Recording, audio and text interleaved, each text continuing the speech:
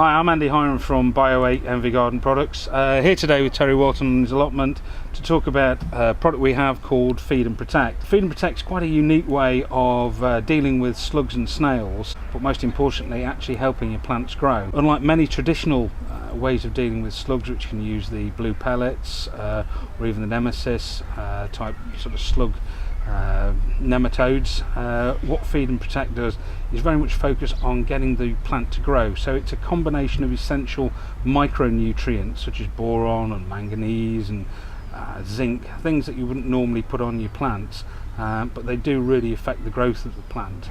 Now, how it works by keeping the slugs and snails away is it changes the taste of the plant and makes them very bitter to the taste.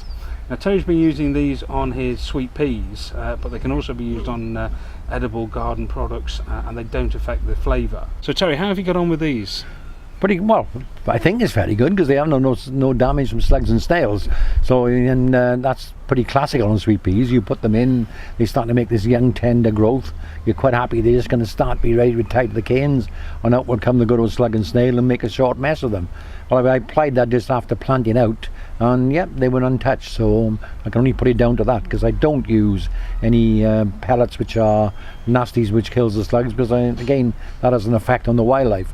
So I just want to keep them at bay, and I'm not necessarily in the market of actually wiping them out. Yeah. As long as they don't touch my products, I can live side by side with them. Yeah. And that appeared to have done the trick. They obviously made them unpalatable to them, and they didn't nibble as they normally were done in the past. So I can only attribute the success from not being nibbled down to that product, which is the only thing that's different that's applied to them. Yeah. Well, how it works quite simply is you use four scoops of a 10ml scoop into a watering can and add the water and just mix it around, and then literally pour over your plants and pour over the soil. What's also beauty of that is it is actually pet safe as well, because there's no of the little pellets that are poisonous that are there for wildlife or cats or even children to pick up. So yeah, it's just absorbed into the plant. Did you notice an increase in growth? We commonly get people saying there's no slugs, but they can't believe how well the plant's grown. I didn't notice that, no. Yeah. At this stage of the game, I said it did what I wanted to do, was keep the slugs off. Yeah. But again, the ground is well worked in and well fertile, so time will tell on that. As they say, the jury is still out to me. It may well have, but again, normally they grow well anyway, so it was difficult to tell. If I use this on the sweet peas, Andrew, what effect would it have on the plants? Because I'm a great organic grower.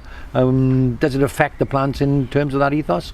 No, in terms of the micronutrients that we're using there are natural ingredients, things like zinc and iron and sulfur and manganese. They're all naturally organic elements that are being used there.